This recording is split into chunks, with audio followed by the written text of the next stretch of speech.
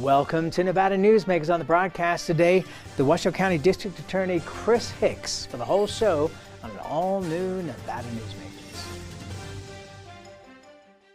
40 years ago, Hotel California and the theme from Rocky were #1 on the pop charts, and D&D Roofing and Sheet Metal started on the road to becoming Nevada's leading roofing company.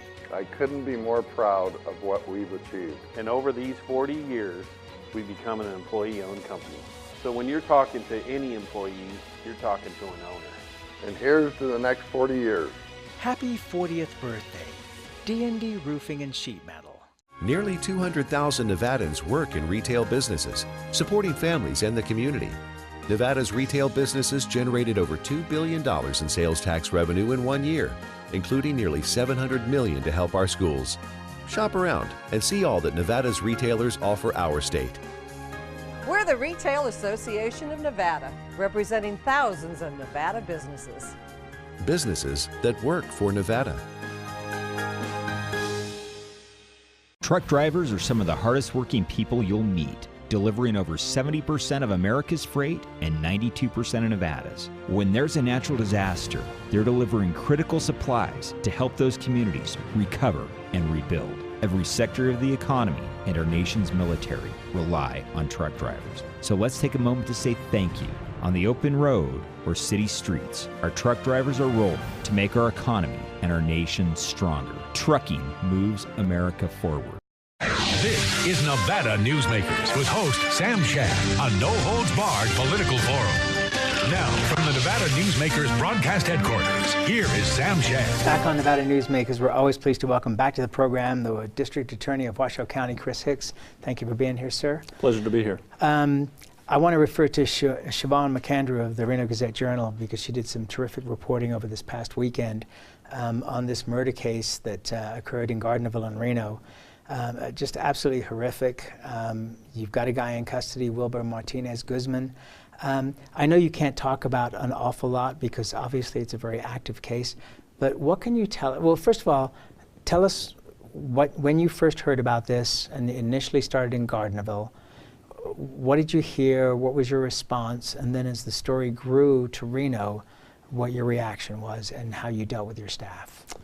Well, you know, when I first started hearing about it, these murders in Gardnerville, I was probably like everybody else in Reno thinking, wow, you know, it's rare to hear about murders in those small jurisdictions, let alone two, close in time and similar characteristics. And so I was just kind of following it, you know, as everybody else was. And then when we had the two murders here in Washoe County, again, as limited as I can talk about it right now, we began to think that there might be a connection, and then it kind of unfolded from there. And as soon as I realized that the gravity of it, I got involved myself, and so I've been working the case since the day our sheriff's office got involved with it. Let's take it aside from this case. When something of this magnitude occurs, what do you say to your staff in a situation like this? Well, you know, my professionals who are working the case with me, I'm lucky because I have tremendous brain power in my office. I have some really quality prosecutors and quality investigators, and so we're able to talk the case through ourselves to make sure we're not missing everything, because in a case like this, in any case really, what's my primary concern is to make sure it's a clean, sustainable prosecution. And so that's my message to my people as well. Let's make sure we're doing this as cleanly as we can. Now, from a personal perspective, you know, I got a lot of calls in those days, and also people I work with, concerned about their loved ones, concerned about the safety in the community. And I tell them the same as I do everybody else. You know, make sure you lock your doors, make sure you watch out for your neighbors, make sure you watch out for your loved ones. And if there is, for lack of a better term, a silver lining in this case, it's that a lot of people kind of reset, refocused about keeping their homes safe, keeping their loved ones safe, and that's important. And it's interesting you point that out because my in-laws, when they were alive, were from the Carson Valley, and we used to give them a hard time all the time about leaving doors unlocked because it's a community of less than 50,000 people, and that's the kind of area that it is, that people leave their doors unlocked. Were you at a point concerned that this spree might go on further than the 4 murders that occurred? Had we not apprehended Martinez Guzman, yes, I would be concerned of that. Was the case broken by the items being pawned in the Carson City jewelry store and the activation of the Apple Watch? Well, you know, you mentioned my limits in how much I can speak about the case, and a lot of people don't know why that is, and that's because there is a rules of professional conduct that apply to prosecutors, and it's adopted by our Nevada Supreme Court that say I'm really not allowed to speak about any extrajudicial comments, anything that didn't happen in the courtroom. And so that's why I'm limited in what I can say, and I abide by those rules strictly. So that's difficult for me to answer, but the arrest warrant affidavit really kind of laid out how this case came together, and pawned items certainly played a role in that. And do you find, because it seems to be something, I don't want to use the word silly, but you know, if you're going to commit a crime and you're going to try to pawn the items, wouldn't you go to another jurisdiction, you know, a distance away to be able to do that? Is it not, in a way, stupidity to try and do that within one of the communities where you committed the crime? Well, thank God. And you can use a different example to be able to address that. Thank God he did. Right. But yeah, I suppose you could frame it that way. I mean, there's 3 jurisdictions in this that are involved in this case, and so there was some Douglas movement. County, Carson City, and Washoe County. Yep, and they're all connected in different ways, and so there was, you know, a travel to different jurisdictions to some degree, but I never can put myself in the head of some of these criminals. I don't know why they do what they do. I certainly understand certain things based on whether it be drug abuse or just violent tendencies, and that's in a general sense. So, you know, I don't know if he was thinking the crime through. You know, I'm not allowed to talk to him, but I'm grateful I get to prosecute it, and I'm looking forward to doing so. And this is going to be somewhat unusual. I don't recall a time where 2 DAs have prosecuted a case. Is that fairly rare? I don't know of it ever happening, and I'm excited about it. And Mark Jackson and I are friends, and we're good colleagues. And I think he's the DA of Douglas County. That's correct. And I think we'll make a very good team. There is a little history in this state of murders in several jurisdictions. For example, you might remember the Jeremiah Bean case from a few years back. There were 4 murders in Lyon County, 1 in Washoe. Lyon County District Attorney's Office handled the entire prosecution, even though one of the crimes was in my jurisdiction. And so this one is similar to that, although we have 2 murders in Douglas and 2 murders in Washoe County, but we believe the law supports us trying it here in Washoe County, and that's what we're hoping to do. The suspect, alleged suspect, I guess I should say at this point, has come under fire, obviously, for his immigration status. Can you tell us what his status actually is? Is he, in quotes, an illegal alien, an out-of-status alien? Are you aware of that status? I couldn't give you what the exact status is. I would have to go to, I guess, probably ICE. I've received varying bits of information on that particular topic throughout the investigation. But, you know, from my perspective, my role here is to prosecute a murderer for some murders that I believe he committed. I don't consider all those other factors. I don't consider the collateral noise about his immigration status. I'm just going to hold someone accountable for some very horrific crimes and hopefully give some justice for those victims. That said, the President of the United States has got involved personally in this case. 1,000 people showed up to the memorial service for 2 of the deceased, Jerry and Sherry David, very well known and well thought of within the Reno community. And yet, in previous conversations that you and I have had, one of your concerns has been, and tell me if I'm incorrect here, of communications between law enforcement, district attorney's office, and the immigration community. And does that concern you, that when you have the President of the United States and all the politics that are going on, and this battle that we have in this country over the wall, etc., that this is going to make the job of your office and your men more difficult, because immigrant communities are going to want to button up because they're going to perceive that you're going after them?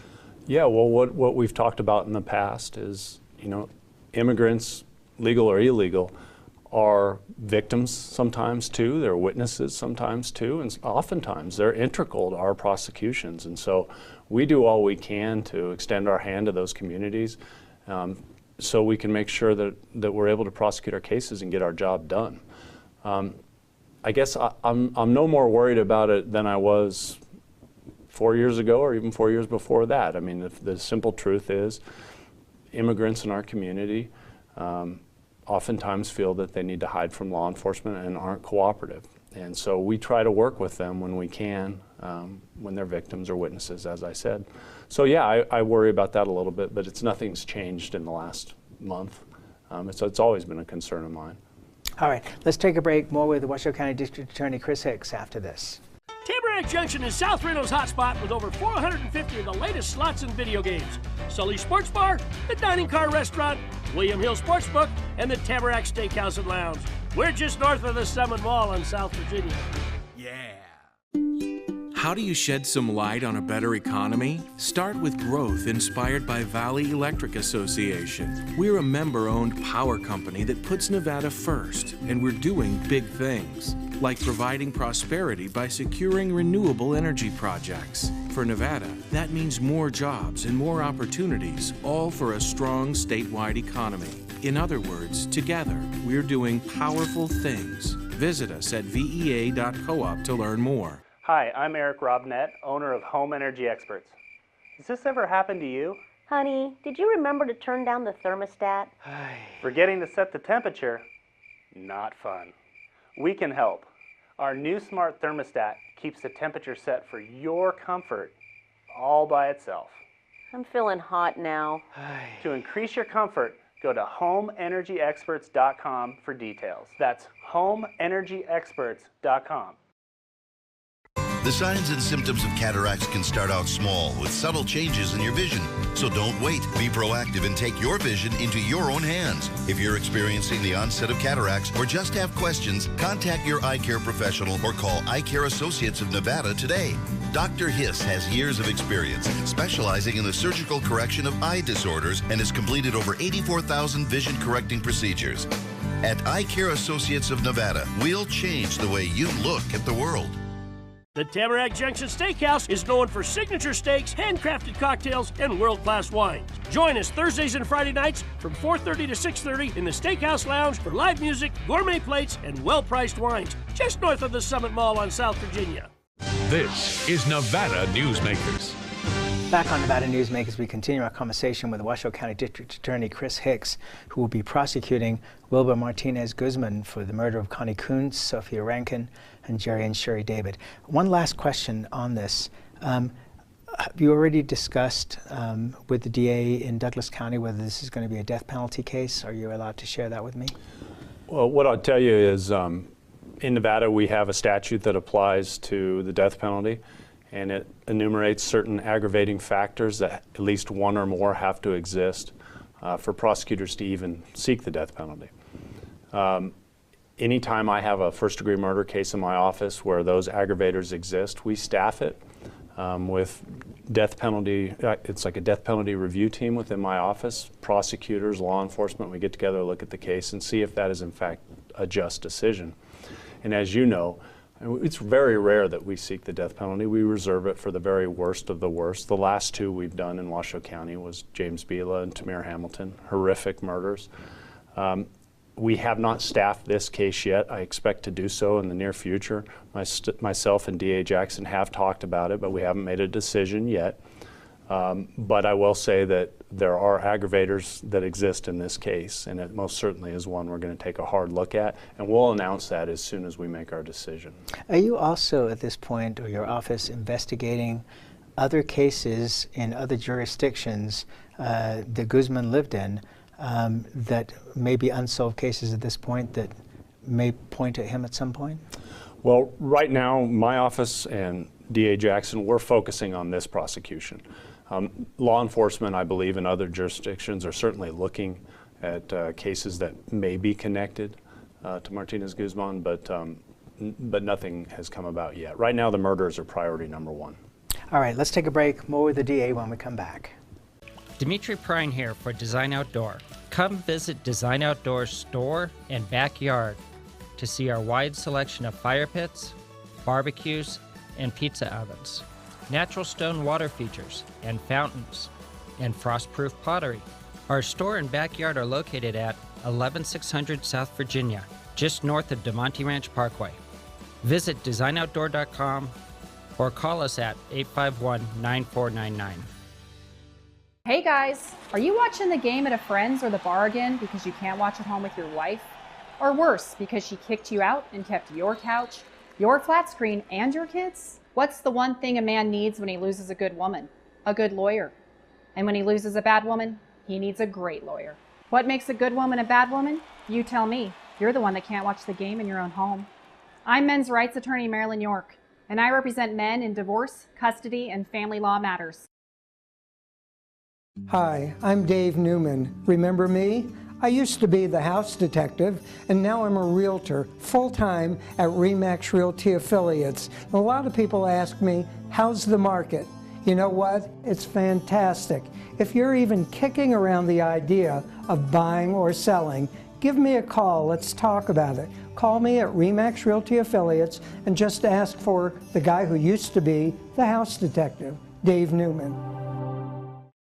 Everyone is talking about opioids, but they're not the only drugs that can be harmful if taken in large quantities or not as prescribed. You also need to be aware of side effects from anxiety drugs, muscle relaxants, sleep aids, and stimulants. Mixing prescription drugs with other drugs or alcohol can be dangerous. If you take an Ambien with a glass of wine, it may be enough to stop you from breathing.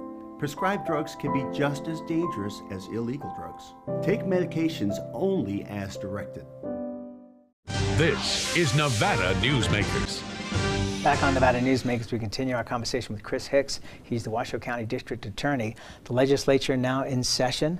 Are you anticipating a calm session or a crazy session from law enforcement's point of view? I'm anticipating a crazy session. I'm concerned. In what areas? Well, you know, there's this catchphrase nowadays of criminal justice reform. And I believe the pendulum has swung a little too far on that. And I'm not for a minute saying that analyzing our criminal justice system to make sure it's effective and efficient and appropriate, we should always do that. But I'm a little worried about some of the recommendations that are being made to the legislature in the name of criminal justice reform. James DeHaven wrote a great piece of the upcoming session in the Reno Gazette-Journal and was talking about various things. So let's go through the list as much as we can here. The Corrections Department giving IDs to those leaving prison even without backup information. The concern being that if you let somebody out of prison without any kind of ID, that they are going to have a terrible time trying to get back into society. Are you okay with that, or do you have a problem with it? Well, you know, in a lot of my discussions on some of this criminal justice reform involves reentry programs, and I want to say I'm a supporter of reentry programs. And once someone's paid their debt to society, we don't want to just cast them back into the current without an ability to swim. And so I'm in support of a lot of these reentry programs. Now, the one you're speaking of, I have not read that bill. Actually, the first I heard of it was reading the same article you speak of. I think that it's very important that we give them the ability to seek the services they need, but I also feel like it's very important that we make sure we have the appropriate background information. And let's face it, we're law enforcement, the prison's law enforcement. They should be able to do the appropriate background to identify someone, given their, I believe it was birth dates. They can't even verify that. I have a hard time understanding that. Do you have a system in mind that you could suggest to the legislature that would make you more comfortable? Without reading the bill itself, it would be hard for me to talk about, Sam. Okay. Private prisons, talk about banning them. And that's been a discussion over the years here in Nevada. Your thoughts on that? Well, let's put it this way. The way anytime I see a movement to drastically minimize our prison population, I worry about it. Because as soon as I see that, I see public safety concerns. And so whatever our state needs to do to meet the needs of protecting our community from our worst offenders, I'm in support of. And so I leave that to the powers that be that control all that to make sure that we have the capabilities to look, it's unfortunate. People need to be locked up, and I think the public in general accepts that. And so I guess in a broader sense, any minimization of prison population without a good backing for it, I have a problem with. Okay, so there's talk about expanding probation. Do you have any comfort level with that? Especially, for example, they're talking about making some drug offenses misdemeanors. Yeah. What's your comfort level? Well, I'll tell you. So those recommendations come from the Advisory Commission on the Administration of Justice, which is an interim committee under the legislature. And they made 25 recommendations. Some of them are good. Some of them are very troubling. And I will say the one that you just bring up is making drug possession a misdemeanor. When you just say it, in a broad stroke like that, it doesn't sound, maybe that's not so bad. But when you really read what the recommendation is, it's something that should concern everybody. For example, I wish everybody knew about it. Yeah. So what they're talking about is making possession all the way up to 27 grams of, let's say, methamphetamine or heroin a misdemeanor. And, for your viewers who don't know the volume of that, if you had 27 grams of methamphetamine right now, that's a trafficking level. That's mandatory prison in our state. And the reason that is because that's quantities that sustain other drug addicts. That is one of the biggest problems in our society, is the dealing of drugs. And what this new bill is proposing is that there could be someone in downtown Reno walking around with 27 grams of heroin, which is a tremendous amount, and they would get a misdemeanor. They could even be cited.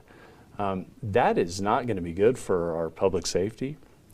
I think what that would do to our homeless population, if people hear, hey, you can come to Reno and you can possess heroin, methamphetamine in vast quantities, and all you're going to get is a misdemeanor, that's just not the right way to, that's an example of criminal justice reform swung way too far in the pendulum. In the last election cycle, we saw Marsy's Law passed. A billionaire with a sister who had gone through the problems that this law deals with, essentially on his own funded this, and it passed. What are your concerns about Marsy's Law and its enactment? Well, I wouldn't frame it as concerns. I was a vocal supporter of Marsy's Law, and I feel like with the support of that bill also comes an obligation or a duty to make sure it's implemented appropriately, and we've done that in my office. It took some work, and it still is, and it's going to be a long process to get it all implemented and make sure everything's running smoothly. But I think it's the right thing. It's the right thing for our victims, and I think as a criminal justice system as a whole, we'll be able to figure it out. There will be some funding impacts, but I think it's going well. Can you accommodate those within your current budget? I am right now. So, Marsy's Law came into effect in just 3 weeks after it passed. And so we really took a lead in the DA's office. We began to get all the appropriate literature you'd need to be handing out to victims. You need to be sharing with law enforcement, victim advocacy groups, the courts, the defense attorneys. We jumped on that, and we implemented a good system. Now, it is requiring a little bit extra work in my office, but all our victims are informed. And I'm proud to say that DA's offices throughout the state have adopted the system that we started. So we're having an impact on the whole state's implementation. What do you think about the idea of decriminalizing traffic tickets? Well, I can tell you from a resource perspective in my office, we are so lean. And I have DAs that are spending a lot of time in court prosecuting traffic tickets. And not that they're not important, but it's a strain. And we have, I certainly would appreciate the ability to put my people on more important things. We've only got about 30 seconds left, but there's discussion about an alternative to the cash bail system. How do you feel about that? In 30 seconds, it's tough. I'm on the statewide committee that's studying evidence-based pretrial release, and we're actually running a pilot program in Washoe County. I think that there is a value in using evidence-based pretrial release tools. Those that can tell you science-based if someone's likely to reoffend or likely not to reappear. But the hurdle there is making sure it's the right tool and we have the right information to implement it. And that's something Nevada, as of right now, is not ready to do. And that's where we have to leave it. We'll be in Carson City starting next week. Please come down and visit us there in the middle of this, as you put it, crazy session. Happy to. Thank you, sir. We'll be right back. A bird's eye captures its surroundings at different heights. At Brian Culpa Photography, we can make your imagination soar over buildings, parks, cityscapes, and beyond. Brian's images tell the story and get the job done. If you need a new perspective to tell your story, contact Brian today. Brian Culpa Photography.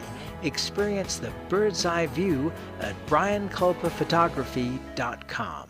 Hi, my name's Marilyn Miner, and I'm sure you'd agree that Nevada's a very special place to live. I was born here, and my husband and I have raised our family here. I feel it's a privilege to live and work in the Truckee Meadows. I especially enjoy helping my clients reach their real estate goals. Sometimes the smallest details provide the greatest satisfaction. I'd be complimented to talk to you about your next move. Call Marilyn Miner at Dixon Realty, 742-1280, or log on to marilynminer.com. St. Ives Florist, for every holiday and every special occasion. For romance. Custom home design. We have the largest selection of fresh flowers in northern Nevada. And we also offer a large selection of unique gift items. Come see me, Lori Ann, at St. Ives Florist, 700 South Wells Avenue, or call me at 333-9190. Take a look at Pro Group Management and see how your workers' comp requirements can be met head-on. By taking a proactive approach, Pro Group can assure that your company is meeting or exceeding state and federal standards. As you move forward in your industry, Pro Group moves with you, simplifying regulatory tasks, clearing the way so you can get the job done and look to your future success. Pro Group Management, workers' comp that works for you. Now, Nevada Newsmakers has its own YouTube channel, so you can watch Nevada Newsmakers on YouTube. The shows are uploaded every day as soon as they are recorded. We'll see you on the next broadcast.